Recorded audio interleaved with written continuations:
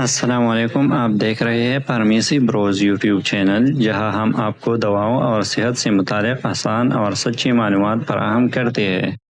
آج ہم بات کریں گے ایک مشہور دوا پریگبالین کے بارے میں، جسے اکثر لیریکا کے نام سے جانا جاتا ہے۔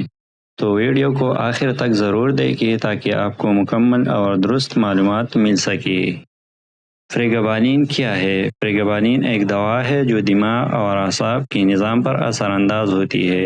یہ دوا اینٹی کنولسنٹ اور نیوروپیتھک پین ریلیور کے طور پر استعمال کی جاتی ہے۔ اس کا بنیادی کام دماغ میں غیر معمولی سگنلز کو کم کرنا اور اعصابی درد میں آرام دینا ہوتا ہے۔ پریگبالین کن بیماریوں میں استعمال ہوتی ہے؟ یہ دوا کئی مختلف حالاتوں میں مفید ہے۔ نمبر 1، نیوروپیتھک پین یعنی اعصابی درد، جیسے شوگر کے مریضوں میں پاؤں میں جلنا، سن ہونا یا جھنجھناہٹ۔ نمبر 2، مرگی ایپیلیپسی، پریگبالین مرگی کے دوروں کو روکنے میں معاون ہے، خاص طور پر جب دوسری دوائی کافی نہ ہو۔ نمبر 3، جنرل اینزائٹی ڈس آرڈر، اگر کسی کو بہت زیادہ گھبراہٹ یا فکر مندی ہوتی ہے تو یہ دوا اسے کم کرنے میں مدد دیتی ہے۔ نمبر 4، فائبرومائلجیا، یہ ایک ایسی حالت ہے جس میں پوری جسم میں درد محسوس ہوتا ہے اور اس دوا سے کافی افاقہ ہوتا ہے۔ نمبر 5، ریسٹلیس لیگ سنڈروم، کچھ لوگوں کو رات کے وقت ٹانگوں میں بے چینی ہوتی ہے، اس میں بھی یہ دوا فائدہ دیتی ہے۔ طریقہ استعمال: عام طور پر دوا دن میں 2 بار لی جاتی ہے، یعنی صبح اور رات۔ بہتر نتائج کے لیے اسے روزانہ ایک ہی وقت پر لے۔ اگر خوراک لینا بھول جائے تو فوراً یاد آنے پر لے لے، لیکن 2 خوراکیں ایک ساتھ نہ لے۔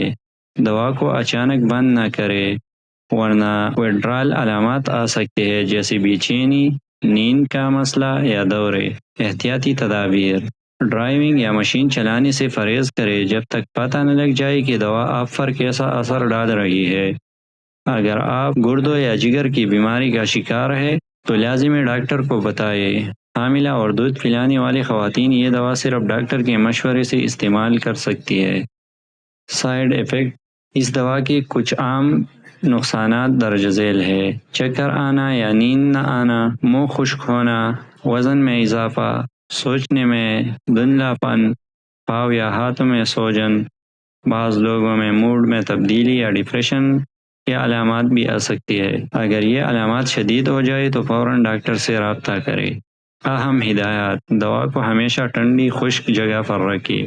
دوسروں کو یہ دوا مشورہ یا شیئر نہ کریں۔ مکمل کورس پورا کریں چاہے علامات ختم ہو جائے۔